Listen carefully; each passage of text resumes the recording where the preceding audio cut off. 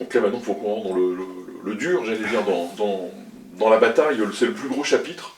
Le titre est très très beau d'ailleurs, vous parlez de loterie, et effectivement la guerre c'est beaucoup de loterie, mais là on a l'impression que c'est encore plus une loterie parce que les armes sont imprécises, parce que il y a tout un règlement, toute une façon de faire la guerre qui conduit à ça. Donc la bataille va se mettre en route, les hommes vont marcher pendant des kilomètres et des kilomètres, quelquefois des centaines de kilomètres. Et c'est aussi la chose qui est assez troublante, c'est qu'ils ne savent pas ni où ils vont, ni contre qui ils vont se battre, ni ce qui va leur arriver. En fait, ils ne savent rien.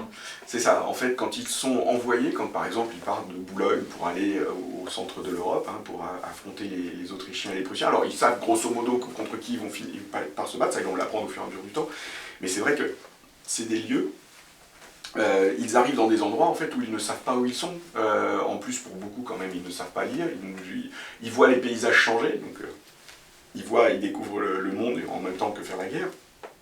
Mais finalement, ils arrivent dans des lieux, Austerlitz, personne ne sait ce que c'est, ou des petits villages, quand vous êtes en Russie, au fin fond de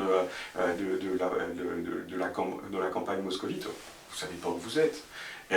Et ça, c'est même les hussards, il y a à la limite les officiers, et encore, alors les officiers savent quand même, parce qu'ils ont quand même la direction, ils ont des cartes. Oui. Mais pour les soldats de base, en fait, tout ce qu'ils font, c'est qu'on leur dit, tu vas à droite, tu vas à gauche, tu avances, et ils arrivent à un endroit sans savoir réellement, et ça on le voit dans les lettres, parce qu'ils disent, voilà, je suis dans un lieu, alors ils essayent parfois d'écrire un nom, mais on comprend, en fait, on est obligé il y a un vrai travail d'analyse pour essayer de comprendre en fait ce qu'ils veulent dire, parce qu'on ne sait pas exactement, et ça, en fait, on voit qu'ils sont perdus dans une espèce de masse complète, et il n'y a que les chefs en fait qui savent réellement où se passe tout ça. Mais les hommes, eux, font la guerre dans des endroits qu'ils ne connaissent pas. Après, il y a le déploiement. C'est le moment du déploiement, oui. Le matin de la bataille, c'est extrêmement important, parce que d'un seul coup, ils vont se retrouver, ils vont être même surpris, parce qu'ils vont se retrouver en fait à une portée de fusil, donc à une centaine de mètres, peut-être 200 à la rigueur, mais d'un seul coup, des adversaires, et ils les découvrent, et ils disent « Ah, là, ça y est, ça va se passer ». Et en plus, quand ils sont mis en ligne, le silence leur est imposé. Alors, pour les plus anciens, ils comprennent, en fait, à un moment, quand ils voient qu'il y a plein de différentes unités qui commencent à se masser et que tout le monde converge sur un point, les plus anciens comprennent que le lendemain, il va se passer un truc. Les nouveaux, en fait, découvrent tout. Et ce moment du déploiement est extrêmement important, parce que là, d'un seul coup, le silence est imposé dans les rangs, on se met en ligne et on attend en fait que la bataille se déchaîne.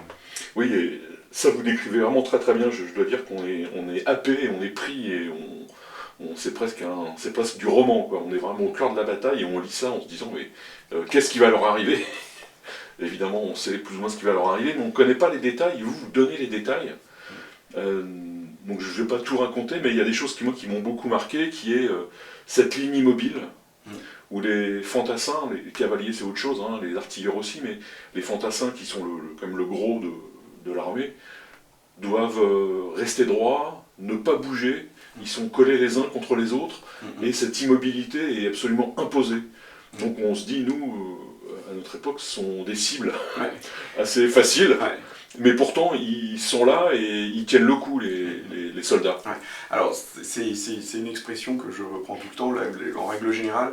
Le courage, il est plus stoïcien qu'homérique pour les soldats du Premier Empire, c'est-à-dire que la fonction première du soldat, que ce soit dans l'infanterie ou la cavalerie, c'est tenir son rang et sa place, et qui lui est assigné lors des phases d'instruction. On lui donne une place dans le rang et la colonne, et son rôle premier va être de rester en place le plus longtemps possible, on va dire. Et ça, c'est une épreuve absolument terrible, et ceux qui se retrouvent en toute première ligne, ils ont l'honneur d'être en toute première ligne. C'est un honneur qui est compliqué, et c'est vrai que, alors, en règle générale, les unités, on essaye de les mettre un tout petit peu à couvert, mais évidemment, dans les premiers moments de la bataille, qui commence par une canonnade absolument fabuleuse, et qui va progresser au fur et à mesure des campagnes, et bien là, il faut subir le feu de l'artillerie jusqu'à ce qu'on nous dise de bouger, et que l'artillerie, ou que une artillerie ait fait taire l'autre, enfin, voilà. Ça, c'est un moment qui est très compliqué à soutenir et qui est de tous les témoignages le plus compliqué en fait, parce que là on demande à être statique. Et la psychologie humaine fait qu'à partir du moment où on est engagé dans une action, surtout pour les plus formés, en fait, les hommes veulent agir. On veut agir, on ne va pas se laisser tuer comme ça, et c'est extrêmement compliqué de rester en place. Et la seule chose qu'on entend, enfin, qu'on voit et qu'on entend, c'est le petit coup, parce que d'un seul coup, vous avez le copain d'à côté qui est tombé, ou le bruit mat, parce que on a l'impression toujours que les batailles, on voit dans les batailles qui ont été reconstituées au cinéma, notamment on voit des obus qui explosent, ça c'est des images de l'imagination du XXe siècle, c'est comme ça qu'on imagine une bataille. En réalité, le boulet n'est ni plus ni moins qu'une boule, ça n'explose pas et ça rentre dans le corps des hommes tel un projectile, il n'y a pas d'explosion réelle. Et donc tout ce qu'on a, c'est on voit des gens qui sont propulsés vers l'arrière, et on comprend, ceux qui sont en ligne comprennent tout à fait, complètement ce qui se passe. Et on demande en fait de serrer les rangs, c'est-à-dire au fur et à mesure que les gens tombent, on doit boucher les trous, parce que le but premier, c'est toujours d'avoir un front de ligne le plus clair possible, parce que le principe même de la bataille, c'est d'être en masse. En fait, il y a un affrontement moral qui se fait avec l'adversaire, c'est-à-dire que plus on est en masse, au moment où on va avancer, en fait, il y a une bataille morale qui se met en place à ce moment-là entre les deux unités, entre les deux adversaires qui se font face, et donc on a comme ça cet affrontement moral, et plus on est en masse, plus on impose quelque part sa volonté d'aller jusqu'au bout. Et tout ça est très théorisé et très expliqué. Il y a ce qu'on appelle, dans les théoriciens du 19e, l'école morale française, c'est-à-dire qu'on pense que le moral est quasiment le plus important. Et tout ça va aboutir à un penseur de la fin du 19e qui s'appelle Ardan Dupic, qui va justement parler du soldat et de sa peur. Et voilà. Mais ce qui est intéressant, c'est que justement, au 19e, on a toujours dit que on ne réfléchissait pas à l'individu, que l'individu était noyé dans sa masse pendant l'Empire. En réalité, on voit bien que dès l'Empire, on réfléchit également au moral individuel des soldats et qu'ils sont un tout petit peu plus individualisés que ce qu'on a longtemps dit. Bon, c'est pas non plus... mais on réfléchit quand même à cette notion de morale dans les unités, parce que c'est un élément crucial dans la guerre, et même certains penseurs vont dire que c'est l'élément le plus important de la guerre. Alors il y a le moral, et ce qui touche le moral, et ça c'est bien décrit dans le livre et dans les témoignages de vétérans, on va dire ça comme ça, c'est l'univers de la bataille avec un bruit absolument qu'ils n'ont jamais entendu de leur vie. Le canon, le tir des fusils, parce qu'à un moment ils vont devoir tirer, surtout la fumée, parce qu'il y a de la fumée partout, et je pense qu'au bout de quelques minutes on ne voit plus rien. Il y a aussi les cris des copains, il y a l'odeur, il y a tout ça. C'est apocalyptique pour eux. Ouais, c'est vraiment un chaos. Il y a un univers sensoriel des soldats qui est complètement chamboulé, en plus qui contraste énormément par rapport au moment du déploiement, où tout est calme, où on a ses copains à côté, où l'alcool est la seule chose qu'on ait le droit de faire circuler dans les rangs, et d'un seul coup, au moment où la bataille s'engage, eh bien, c'est un univers qui bascule complètement, et c'est un univers effectivement complètement chaotique, où la fumée envahit tout ça, on ne peut plus viser parce qu'on ne voit plus, on tire au jugé, on sait que vaguement c'est de l'autre côté, on nous a dit au début de tirer à tel endroit, donc on tire à tel endroit. Le canon qui rugit, qui fait trembler le sol, les charges de cavalerie qui font aussi trembler le sol. Donc tout ça est un univers parfaitement chaotique, c'est une vaste loterie. Ils le disent tous. Il y en a qui disent qu'ils ont vu l'ange de la mort voler autour d'eux au moment d'Austerlitz, parce que en fait c'est une loterie parfaitement aléatoire. On ne sait jamais quand le prochain boulet ou la prochaine balle va vous toucher.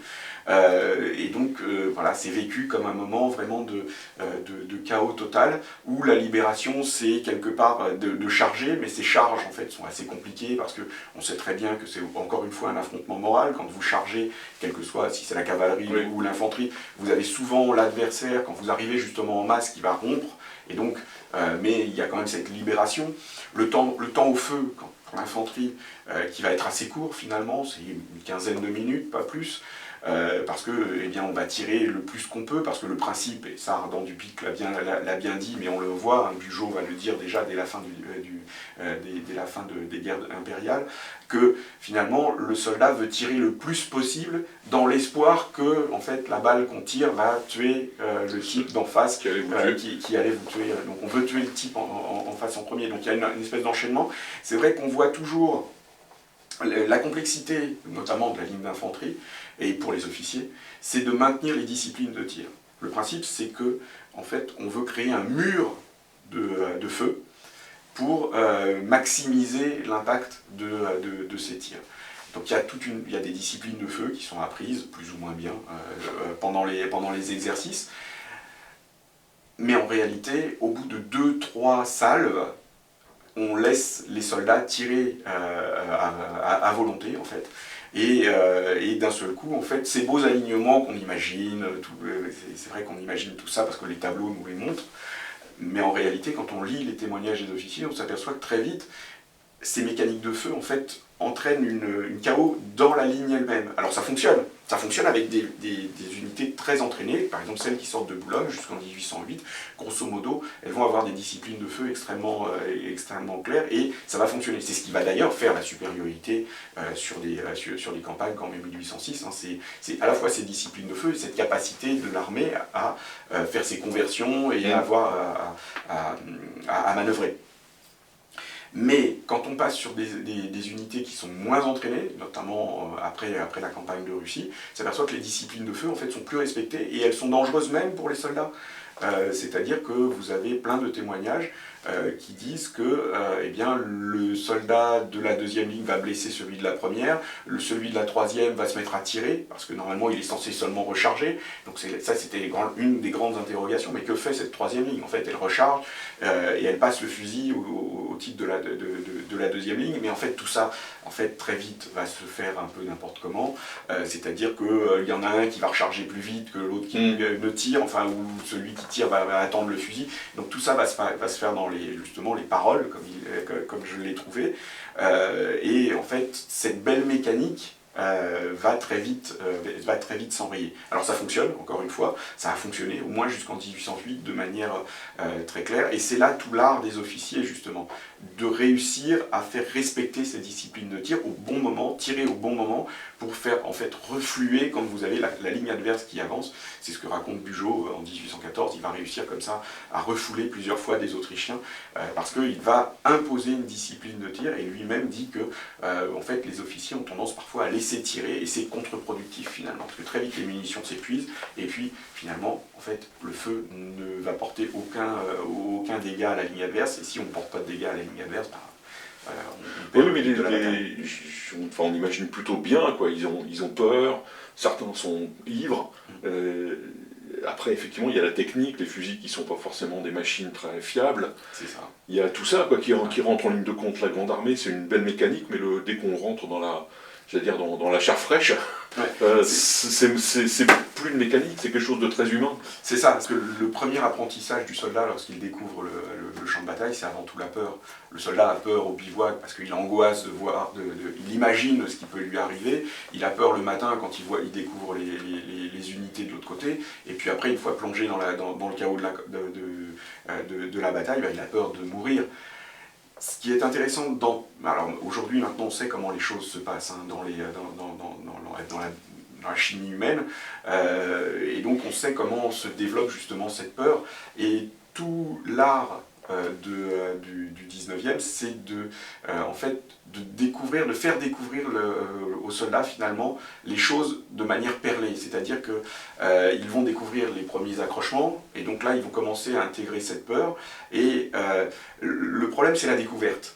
Quand ils découvrent qu'ils découvrent la totalité du champ de bataille et ils sont plongés dans ce chaos, ils ont beaucoup de mal à l'intégrer. La seconde bataille se passe mieux, même si finalement on ne s'adapte réellement jamais à ça. Bon, j'ai trouvé des témoignages, hein, j'ai un chirurgien qui a fait toutes les campagnes depuis 1809, et à Waterloo, il pose culotte, parce que l'un des effets de la peur, évidemment, c'est le relâchement des effluves humaines, et donc ça on le sait, et donc c'est la preuve qu'en fait on ne s'adapte réellement jamais à la bataille, surtout on l'oublie très vite. C'est pour ça qu'en 1815, en fait, à Waterloo, il y en a beaucoup qui vont avoir vécu les autres campagnes, et en fait qui vont être saisis aux tripes, parce que finalement c'est quand même un moment extrêmement stressant, extrêmement angoissant. Mais c'est vrai aussi que quand vous êtes en ligne, et quand vous êtes dans le chaos de la bataille, finalement vous avez aussi cette volonté d'action, et vous voulez en fait vous battre pour défendre votre vie, et pour défendre aussi la vie du copain qui est à côté de vous. Oui, puis on est bourré d'adrénaline, il faut que ça, voilà, sorte. Voilà. C'est le principe, hein, quand vous êtes confronté à un danger, il y a l'adrénaline qui éveille le sujet, qui éveille l'individu, et puis après tout dépend comment est-ce que vous gérez tout ça. Si vous êtes confronté à une situation que vous ne connaissez pas du tout, là vous allez paniquer. Je pense souvent pour les lignes, enfin pour la bataille, pour les soldats pris dans la fournaise, moi je prends souvent l'exemple de la cocotte minute. C'est-à-dire que chaque individu est capable d'emmagasiner un certain nombre une quantité de peur, on va dire, et une certaine quantité de stress. Et puis arrive un moment, quand on est confronté à la bataille, la peur explose, et explose comme une cocotte minute. Quand on tire la soupape, ça explose, et là c'est très difficile d'arrêter les gens, parce que là il y a les paniques, et là la panique est aussi un facteur ou de perte ou de gain de bataille, suivant dans le sens où on est pris. Et le maximum de pertes se fait souvent au moment de ces paniques, parce qu'en fait quand on arrive justement pendant les charges, quand vous chargez sur une troupe qui panique, en fait là ça sabre ou ça plante la baïonnette très facilement. Donc on va pas parler de tous les détails de la bataille, parce que vous en parlez très très bien, mais il y a deux aspects que moi je voulais évoquer avec vous, c'est la terreur pour soi-même et pour les autres, et le corollaire c'est aussi une forme de cruauté, et je pense moi surtout à la guerre d'Espagne et à la guerre du sud de l'Italie, qui va ensuite se développer en Algérie. Enfin, il y a une culture qui va se mettre en place dans l'armée française, qui est assez prégnante à l'époque, et aussi le sort des prisonniers. Ouais. Alors, sur la petite guerre, en tout cas, les soldats français vont découvrir qu'en face d'eux, il n'y a pas forcément des troupes qui leur ressemblent, des lignes, mais il y a aussi des hommes qui font de la guérilla, et là, ils vont découvrir la terreur, au sens propre, et qui va les conduire aussi souvent à eux-mêmes à exercer des actes de terreur. Il y a un va-et-vient de peur et de cruauté, quoi. Parce qu'en fait, alors, quand vous avez deux porteurs d'uniforme qui sont affrontés l'un en face de l'autre, vous avez une forme de respect qui se fait, et de respect des règles. C'est-à-dire que dès que l'adversaire pose l'arme, en règle générale, surtout au 19e, la guerre s'arrête au moment où, justement, le type d'en face va poser son arme et se rend. Dans la majeure partie des cas, quand vous avez eu très peur ou comme ça, j'ai trouvé des cas où vous allez avoir les soldats français qui vont massacrer des soldats autrichiens, ou des soldats, on le connaît, on connaît le problème de Waterloo, qu'à la fin, un certain nombre de soldats français, de prisonniers français vont être massacrés. Donc ça c'est un cas bien spécifique. Mais en règle générale, quand un soldat pose les armes, il est respecté, et il est passé le moment, voilà, de cette adrénaline qu'il faut faire retomber, parce que c'est un vrai problème aussi, ça, vous allez avoir ça. Bon, ça c'est un cas. Le problème c'est que les soldats français vont être confrontés à une guerre nouvelle, une guerre, ils vont être affrontés à des gens qui ne portent pas l'uniforme. Donc déjà, la guerre va changer de condition, puisque d'un seul coup vous avez un soldat qui est affronté à un civil porteur d'armes, et les civils porteurs d'armes, depuis le haut de la hiérarchie, c'est-à-dire de Napoléon, on va les qualifier de brigands. Et donc d'un seul coup, on va avoir une rupture dans cette gestion de la guerre par les soldats, parce que d'un seul coup, le brigand n'est pas un soldat. Et donc il ne respecte pas les mêmes règles que les soldats.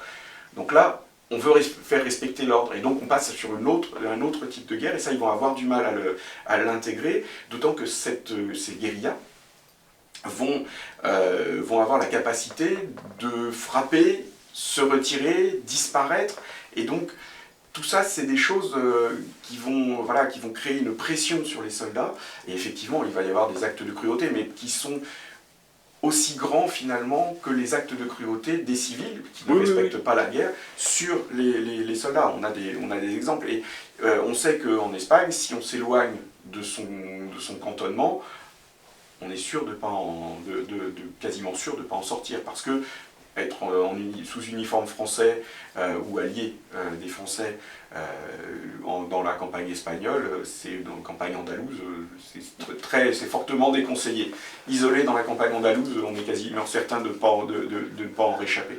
Donc c'est vrai que cette guerre ces guérillas, parce que c'est au sud de l'Italie en première. Alors les premières se font dans le sud de la France, et puis ensuite dans le sud de l'Italie, et puis ensuite en Espagne.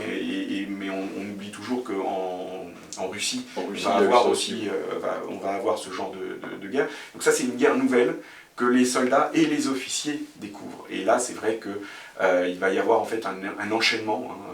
Un enchaînement dans l'horreur. On va considérer le guerrieros non pas comme un combattant, mais comme un brigand, et donc on va avoir une succession d'horreurs, de répression, et là on rentre dans le cycle infernal de répression-violence, violence-répression. Mais ce qui est intéressant, c'est que c'est quasiment pas la même peur quand on est en ligne et quand on est en Espagne, par exemple. Ouais. Ça, là aussi, vous expliquez ça très très bien. C'est une nouvelle peur, le mot n'est pas très heureux, mais c'est vraiment de l'inconnu. Oui, c'est une nouvelle forme de peur, en fait, parce que là, on est affronté à longueur de temps à une peur qui est constante. La peur du champ de bataille, elle est ponctuelle. Une bataille, la majeure partie des cas, ça dure une journée, et c'est pour ça aussi que les soldats arrivent à s'y habituer. Ça dure une journée, et le lendemain, finalement, bon, il y a quelques escarmouches, mais voilà, le soldat a le temps de se reposer de l'expérience qu'il vient de vivre. À l'inverse de la guérilla, où là, on a une peur qui est permanente, c'est-à-dire qui va même s'introduire dans l'intimité des soldats. C'est-à-dire que quand vous êtes en Catalogne, il y a des fois, les puits vont être empoisonnés par des infiltrés, et donc ça s'infiltre jusque dans l'intimité du soldat. Il va y avoir des soldats en casernement qui vont être attaqués et qui vont être assassinés sans même pouvoir se défendre. Donc tout ça, plus toutes les horreurs qui sont développées, des gens qui sont découpés, enfin bon, c'est les désastres de la guerre de Goya. Donc tout ça fait que c'est une peur nouvelle parce qu'elle est constante. Et quelque part, les batailles, en fait, et c'est justement la différence entre le début et la fin de l'Empire, c'est que à la fois les batailles, les campagnes et la guérilla vont s'étaler dans le temps. Et finalement, c'est cet étalement dans le temps, à la fois de la guerre et de la peur, qui va créer comme ça des traumatismes de plus en plus nombreux. D'ailleurs, les médecins vont le dire, hein, dès 1815, ils vont dire que, alors eux, ils ne prennent pas le mot de traumatisme parce que le mot n'existe pas, mais ils disent que la guerre d'Espagne a créé beaucoup plus de fous que les autres campagnes. Alors justement, là on va pas en parler trop longtemps, même si c'est très important évidemment, c'est le problème des prisonniers. Parce que ces millions de soldats qui sont sur les champs de bataille, ils ne sont pas tous tués sur le champ de bataille évidemment, mais il y en a beaucoup qui sont capturés et qui sont soit libérés, mais ça c'est pas la majorité des cas, mais en tout cas ils sont emmenés en prison, et là les prisons c'est pas des villégiatures. Hein. Non, il y a les pontons, les ignobles pontons britanniques, mais il y a des pontons en Espagne, ça j'ai découvert. Et puis il y a ce ponton naturel qui est l'île de Cabrera, où là aussi ça va créer des fous, et ces soldats français, c'est pas parce qu'ils sont français, hein, mais vont passer des années de souffrance terrifiantes. Effectivement. Alors, globalement, il faut bien le dire, les prisonniers sont maltraités plus ou moins bien traités par toutes les nations. Qu'elles soient en France, ils sont un tout petit peu mieux traités. Une fois qu'on a été fait prisonnier, si on arrive à dépasser le moment de terreur, en règle générale, les choses se passent mieux, que ce soit en France, même en Angleterre. Mais c'est vrai qu'il y a des conditions d'incarcération qui sont plus ou moins compliquées. Le summum de l'horreur, évidemment, c'est Cabrera. Alors c'est un événement qu'on a oublié. Hein. Après Baylen, on va conserver les Espagnols vont conserver les soldats, et ils vont se retrouver devant un problème un petit peu nouveau pour eux, parce qu'ils se retrouvent avec des milliers d'hommes à devoir conserver. Ils vont prendre l'oreille des Britanniques, qui eux ont tendance à isoler les gens. Donc ils vont d'abord être en rade de Cadix, et là ça va durer quelques mois, et déjà on va avoir une très grande mortalité et des conditions d'incarcération qui vont être très difficiles, avec peu de ravitaillement, aussi bien en eau qu'en nourriture. Et ensuite, parce que les gens de Cadix, la population de Cadix va se plaindre que les prisonniers, parce qu'en fait, quand il y a un cadavre, on le jette par-dessus bord, donc résultat, les cadavres vont arriver à Cadix et les gens de Cadix ont peur des épidémies. Et en plus, les troupes françaises commencent à arriver, donc on va prendre toutes les personnes qui sont encore en état, en fait on va prendre toutes les personnes qui sont sur les pontons et on va les déporter sur cet îlot de Cabrera, qui est dans les Baléares. Alors aujourd'hui c'est un lieu extrêmement, c'est un lieu fabuleux, très beau, enfin j'y vais dans 15 jours, enfin dans 3 semaines maintenant, parce qu'il y a des fouilles archéologiques qui se passent auxquelles je participe. C'est vrai qu'aujourd'hui c'est un îlot de verdure au milieu de la Méditerranée, puisque c'est une réserve naturelle, c'est très très beau. Mais à l'époque, en fait, le terrain était pelé, il n'y a pas d'eau, et les soldats vont être mis sur cette île, et là vont souffrir de manière presque impensable. On est sur un système où les Espagnols en fait ne vont les ravitailler. Alors il va y avoir, les Espagnols vont les ravitailler de temps en temps, mais il va y avoir des moments de famine quand il y a des tempêtes ou comme ça. C'est grosso modo c'est la dernière ligne des choses à faire pour les Espagnols. Donc quand ils ne peuvent pas ou qu'ils sont empêchés, très vite ils ne vont pas ravitailler. Notamment un gros problème c'est l'eau. Il n'y a qu'une source qui a un débit très faible et vous aurez en tout près de 12 000 personnes qui vont arriver sur Cabrera tout au fil du temps, parce que vous avez le premier rapport en fait, de la période Baylen, enfin d'après Baylen, et puis après tout au long de cette guerre d'Espagne qui va durer, eh bien, on va faire rentrer comme ça, de manière perlée, 2, 3, 4, 5 personnes. Et pour l'instant, dans les taux de perte, on est au-delà de 50% de perte, presque 60% de perte. Sur cet îlot, parce que les conditions de vie ils sont très précaires. En plus, les Anglais vont s'émouvoir en fait de ces conditions de vie sur cette île et à un moment vont récupérer les officiers et les porter en Angleterre, puisque les officiers ont un régime de détention en Angleterre qui est un petit peu meilleur, c'est-à-dire c'est ce qu'on appelle le on parole, c'est-à-dire que grosso modo, à partir du moment où vous vous tenez tranquille, vous pouvez vivre autre part que dans les forteresses. En fait, quand on est dans les îles britanniques, quand on finit sur les pontons, c'est qu'on n'a pas été un très très bon prisonnier, on va dire. On n'a pas été très sage, et donc on se retrouve sur les pontons, où là, c'est encore une fois, on a des conditions absolument terribles. Mais c'est vrai que, en fait, on a toute la gradation en fait, de l'horreur dans ces conditions de détention. Si on parle des détentions en Russie, tout le voyage qui se fait, on va dire, à l'hiver 1813, pour être projeté, pour être envoyé à 700 km en arrière du front, ça va être un moment extrêmement difficile aussi pour tous ces soldats. Une fois qu'ils sont arrivés sur place, ensuite, ils sont à peu près tranquilles, entre guillemets, mais il y en a même qui vont avoir des lopins de terre, enfin ils vont pouvoir cultiver, voilà, tant qu'ils se tiennent tranquilles. Ceux qui vont finir au fin fond de la Sibérie, c'est encore une fois ceux qui ne vont pas se tenir tranquilles. Mais voilà, c'est vrai que tout dépend en fait par qui on est fait prisonnier.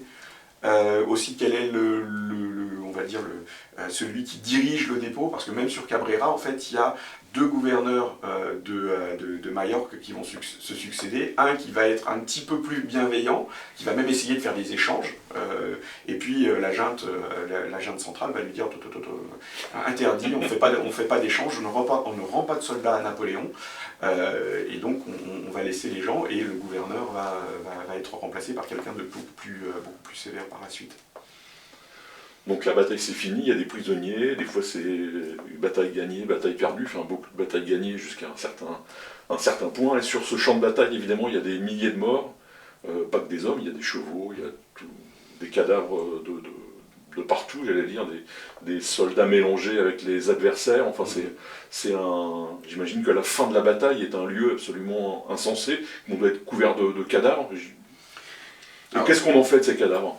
Alors oui, la fin d'une bataille est un moment extrêmement chaotique, et on parle d'un champ de mort, parce que évidemment les hommes sont restés là où ils sont tombés. C'est vrai aussi que quand... alors les officiers, et même Napoléon, hein, Napoléon va visiter les champs de bataille le soir de l'affrontement, parce qu'arrivé un moment, pour un officier ou pour un chef militaire comme Napoléon, il faut être confronté à cette mort, confronté à la conséquence de ses décisions, quelque part. Et donc il va y avoir des véritables visites de champs de bataille, y compris chez les soldats, qui vont vouloir comprendre ce qui s'est passé, parce que finalement, le soldat, lui, ce qu'il a fait, c'est qu'il était en ligne, il a tiré sur un type qui était de l'autre côté, pendant toute une journée, pendant plusieurs heures. Bien souvent, il n'est même pas certain d'avoir gagné ou perdu, à part dans des cas bien spécifiques comme Austerlitz, où là c'est clair, que les soldats étaient un peu éloignés, ils ont vu sur le Pratzen les gens partir, donc là ils ont compris que voilà, c'était bon, mais sinon dans des batailles comme Leipzig, en fait, sur des secteurs bien précis, oui. La bataille est tellement vaste que finalement, ils ne savent pas s'ils sont vainqueurs, s'ils ont perdu. Et se déplacer sur le champ de bataille, c'est aussi se déplacer pour voir comment se sont passées les choses. Et évidemment, il y a des endroits où il y a des amas de cadavres plus qu'à d'autres, parce que les soldats se font tuer sur place, hein, s'écroulent et tombent sur place. Donc voilà, mais c'est un chaos sans nom. Et le traitement du champ de bataille est extrêmement important. Se passe généralement dans les 2-3 jours qui suivent la bataille. Alors généralement, dans les lendemains de la bataille, déjà on commence par dépouiller les cadavres, parce qu'on récupère tout ce qui est récupérable, aussi bien par l'armée que par l'individu même. Hein. C'est pareil, les pillages, même les types sont des fois pas tout à fait froids, et il va y avoir des pillages, et ça se fait aussi dans toutes les armées. C'est-à-dire que vous avez un copain qui tombe à côté de vous savez qu'il a de l'or sur lui, vous n'allez pas le laisser, vous le récupérez. Voilà. Il n'en aura plus besoin. Il n'en aura plus besoin, c'est ce qu'ils disent, hein, de toute manière. Il faut profiter de la vie, parce que de toute manière, on ne sait pas de quoi sera fait demain, et de toute manière, une fois qu'on est mort, on n'en a plus besoin. Donc voilà, donc on va traiter ce champ de bataille souvent par des unités qui sont laissées sur place, ou par des paysans qu'on va embaucher, et là on va creuser des fosses, on va jeter dans les rivières, enfin on va se débarrasser, il faut faire disparaître les cadavres le plus vite possible, parce que d'abord, il y a un problème d'hygiène, ouais. Clairement. Hein, dès qu'un cadavre est laissé trop longtemps, la putréfaction se met en place très vite, et donc c'est un problème d'hygiène, et notamment par exemple pendant la campagne de France, où dès que ça se passe à côté d'un centre urbain, là on nettoie très très vite. C'est là où l'armée française notamment va utiliser la crémation, qui n'est pas totalement utilisée normalement, qui n'est pas une tradition française. Ça se fait, mais parce qu'on est à côté d'un centre urbain, et très vite on veut se débarrasser des cadavres, on va faire... Il y a urgence. Voilà, il y a urgence d'un point de vue hygiéniste, et puis parce que ça joue sur le moral des hommes. L'un des grands moments de la décomposition de la Grande Armée sur le retour de Moscou va être le moment où ils vont passer sur le champ de bataille de Borodino, la Moskova, parce que d'un seul coup, ils vont voir des soldats, sans comprendre en plus que ce sont des Russes qui sont restés, parce que les Français ont enterré leurs nationaux, comme très souvent ça se fait, c'est-à-dire que l'armée qui détient le champ de bataille, qui est le signe de victoire, va enterrer en priorité ses nationaux, va traiter les corps de ses nationaux, et laisser les autres sur place. Ce que les Anglais vont faire à longueur de temps en Espagne, où parfois, comme les armées, il va y avoir beaucoup de va-et-vient, notamment à la frontière avec le Portugal. Et bien là, les soldats français s'aperçoivent que les Anglais en fait enterrent leurs nationaux et vont laisser les Français à même le sol. Et là, vous avez tous les animaux décrophage qui vont faire leur métier. Donc voilà, donc on traite en priorité les nationaux, ensuite on traite les autres, et puis souvent en fait on fait des réquisitions avec les soldats, et en plus ça doit se faire très vite, parce que finalement c'est extrêmement désagréable comme travail. Une autre chose que j'ai découvert aussi dans ce travail, on pense justement que les soldats sont jetés dans des fosses communes, très vite. Hein. Mais finalement il va y avoir beaucoup plus d'enterrement et d'enfouissement avec des formes de cérémonies militaires. Parce qu'en fait, si le soldat voit que son corps ne sert à rien, que sa mort ne sert à rien, il ne se bat plus. Donc il faut entretenir à la fois la fraternité militaire, et donc on va créer comme ça des cérémonies pour mettre en scène la mort. Parce qu'il faut que cette mort ait une valeur. Oui. Et donc il faut mettre en scène la mort pour pouvoir donner aussi une raison de se battre aux soldats. Je pense que je voudrais en parler, ça a dû m'échapper. Est-ce que les familles qui sont restées en France, donc qui sont sur tout le territoire, Est-ce qu'ils sont prévenus individuellement?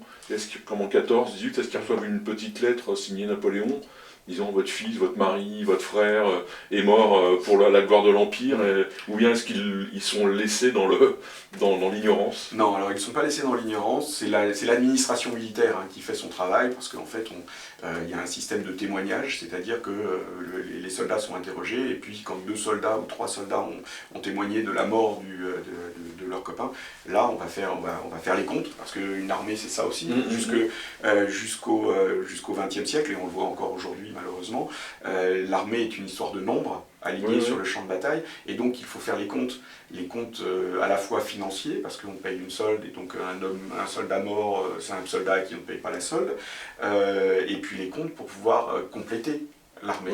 Donc tout ça est très bien organisé, et les familles, alors plus ou moins rapidement, vont être tenues au courant. Généralement, ça passe par le ministère prévient la préfecture, et aujourd'hui, quand on veut faire les comptes de tout ça, on a plusieurs canaux, et une des sources archivistiques, ce sont les archives départementales, parce que là, ils ont conservé. Alors c'est très mal conservé à travers la France, mais vous avez les extraits mortuaires qui peuvent être conservés au niveau du département. Parce qu'ils sont prévenus évidemment. On ne peut pas laisser... Alors il y a des gens qui vont... Le problème est par exemple qu'à la fin de l'Empire, ce système-là va être beaucoup plus difficile à se mettre en place. Et par exemple, tous ceux qui sont morts en 1812, vous aurez des gens qui, jusque dans les années 1820-1830, vont réclamer des extraits mortuaires parce qu'ils ne savent pas ce qui s'est passé. Alors bon, l'administration va faire en sorte qu'arrive un moment, ils disent bon bah s'il n'est pas là, il n'est pas là. Et puis tout ça est extrêmement important parce que vous avez aussi derrière des héritages qui sont en ligne de compte. Donc avoir la preuve de la mort ou de la vie d'un soldat, c'est extrêmement important pour tous les actes de la vie civile. La fin de votre livre, évidemment, c'est sur les soins, sur les médecins qui sont sur le champ de bataille. C'est des pages, là aussi, passionnantes, à la fois terrifiantes, parce qu'il y a des descriptions on ampute beaucoup, parce qu'on ne sait pas faire autrement, donc des tas de jambes, des tas de bras, c'est assez... la vision est assez extraordinaire. Il y a en même temps des gros progrès médicaux, les médecins sont pas des bouchers, sont des gens qui pensent et qui réfléchissent beaucoup. Mais moi je voulais surtout évoquer avec vous le problème du traitement des maladies psychiques. Parce que ça aussi, on imagine bien que les soldats ne reviennent pas indemnes de tout ça. Mais vous avez un grand chapitre là-dessus, et notamment sur ces médecins, Esquirol ou d'autres, qui sont à la pointe de leur discipline et qui vont vraiment réfléchir à ça. Et qui ne sont pas seulement là pour renvoyer des gens sur le champ de bataille, comme c'est leur travail d'ailleurs. Est-ce que vous pouvez me parler un peu de ces traitements et des conséquences, parce qu'il y a des fous dans la nature, comme vous dites à un moment donné. Comment on traite ces gens-là? Alors, c'est justement l'un des grands apports, en fait, le livre est presque né avec.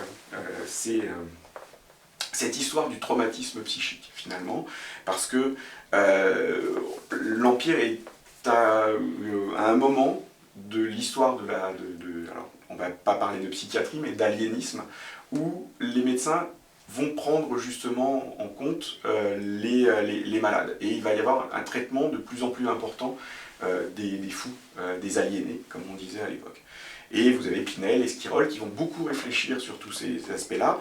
On ne connaît pas encore l'histoire, le principe même du traumatisme, mais on sent que les choses commence à cristalliser. Et donc l'Empire il va y avoir un début de prise de conscience du traitement de la folie militaire. Le tout début se passe aux Invalides, on va dire, quand on ne peut plus finalement gérer des personnes qu'on ne peut plus traiter parce qu'en fait ils ont des vrais dérangements mentaux. Eh bien on va les transporter dans des hospices partenaires à la base des Invalides. Par exemple c'est Charenton sur lequel j'ai beaucoup travaillé. Et là on va essayer de les soigner autant qu'on le peut, pour essayer de comprendre ce qui se passe dans leur tête. Et on a des descriptions cliniques qui ont été, pour moi, une véritable découverte, parce que d'un seul coup, on cherche pourquoi est-ce que les gens ont été atteints dans leur psychisme. Alors on ne comprend pas tout. Surtout, ce qu'on ne veut pas, c'est incriminer la guerre. on ne dit pas que la guerre c'est mal, la guerre est quelque chose de social, on n'incrimine pas la guerre, mais on va essayer de comprendre pourquoi, en faisant parler le soldat, enfin le vétéran, on va essayer de comprendre pourquoi. Par exemple, il y a des gens qui vont se retrouver en 1814 démobilisés en 1803. En 1814, ils voient les combats se rapprocher de Paris, et là, qu'est-ce qu'ils ont vu, qu'est-ce qu'ils ont entendu? Ils ont eu une crise et ils finissent à Charenton. Et donc ça, on va le noter. Donc on commence à comprendre le principe du traumatisme, on ne l'a pas, parce que la psychologie, hein, c'est plus tardif. Donc il va y avoir une prise en compte de d'une infime partie, par rapport à probablement tous les traumatisés. Mais c'est vrai qu'on ne sort pas de la guerre indemne.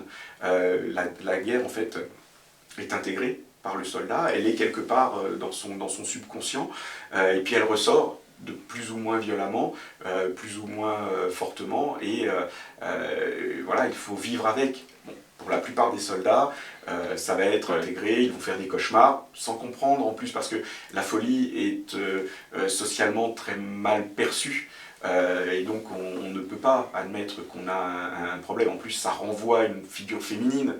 Les cauchemars, par exemple, c'est quelque chose, voilà, le trouble psychique, c'est très féminin. Donc comme on est un soldat, comme on est un homme, on ne peut pas être atteint de ce genre de trouble.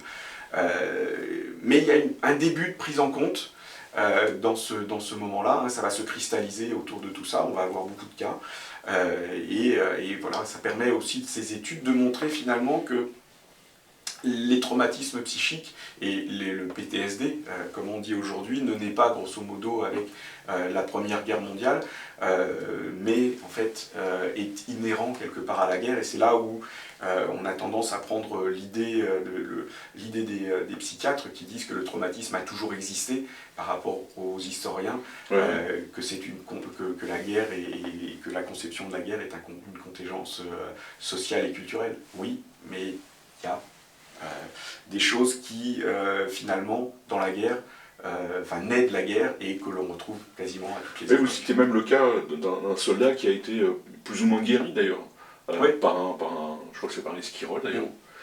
Et à la fin il ressort et il retrouve une vie, donc ça aussi c'est très étonnant, on ne s'imagine pas quoi. C'est ça. Quand on sort de la guerre, en fait, sortir de la guerre et de l'armée est tout aussi difficile que d'y rentrer, finalement.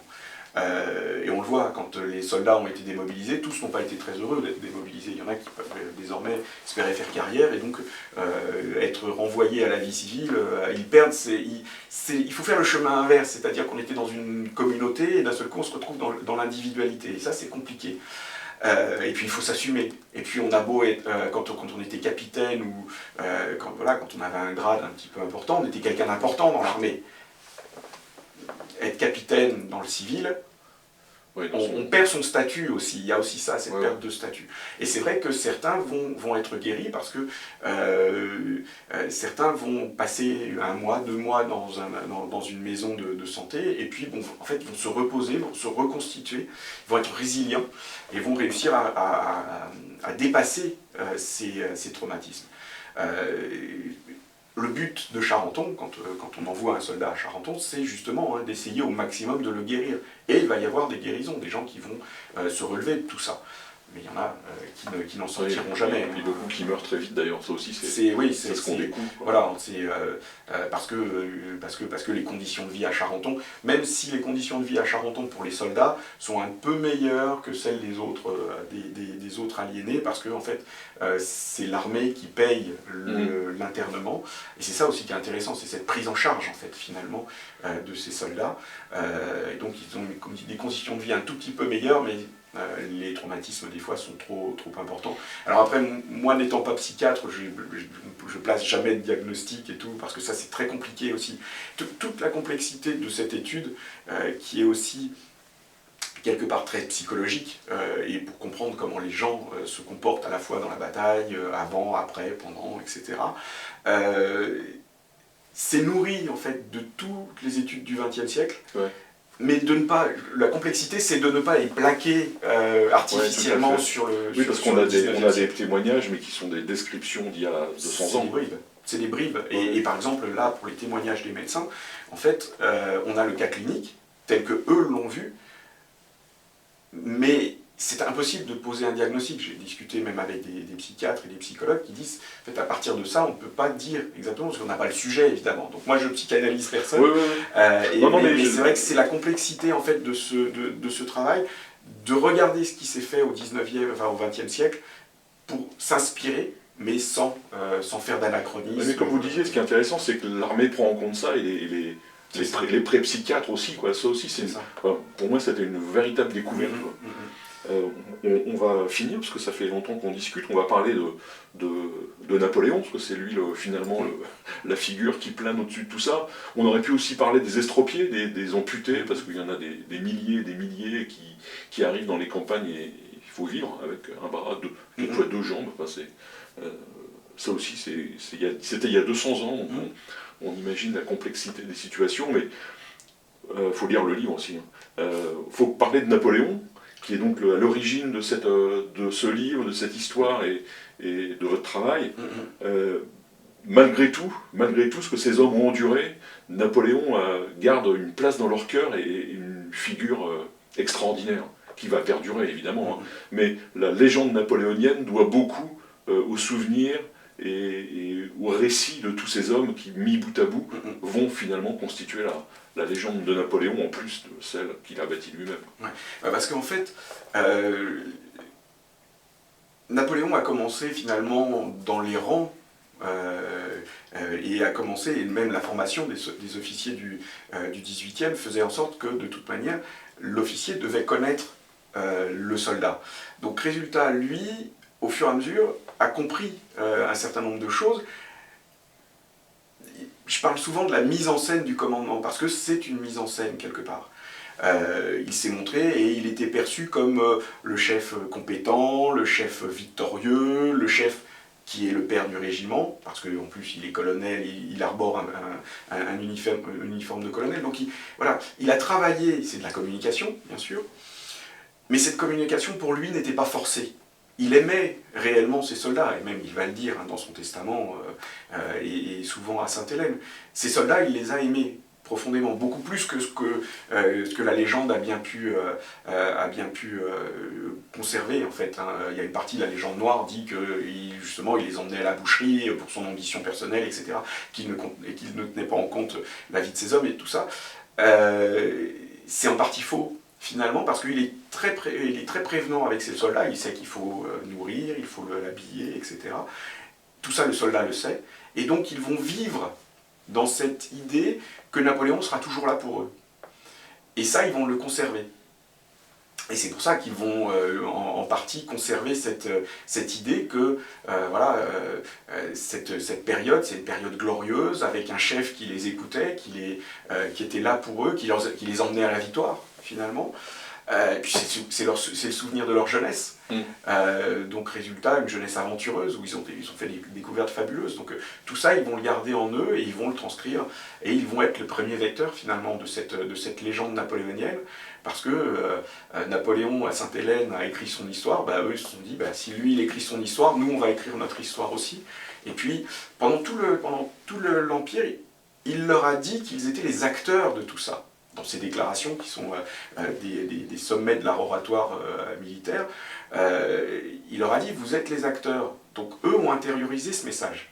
Et donc après, ils vont vouloir transmettre cette histoire et ce message, et puis dire leur admiration, parce que même on a des cas de soldats qui sont revenus de Russie. Quand en 1814 on fait revenir les soldats de Russie, bien on a le commissaire qui a été envoyé par Louis XVIII dit ceux qui reviennent, qui ont été faits prisonniers en 1812 ou avant, sont d'un très très mauvais esprit, parce qu'ils sont partis dans la grandeur de l'Empire. Ils n'ont pas connu le désenchantement de la fin, et donc ils reviennent, ils sont encore des furieux bonapartistes. Même s'ils ne vont pas, ils vont pas tous intégrer les courants politiques, mais ils vont rester marqués toute leur vie en fait par cette expérience et par ce chef finalement qui les a guidés.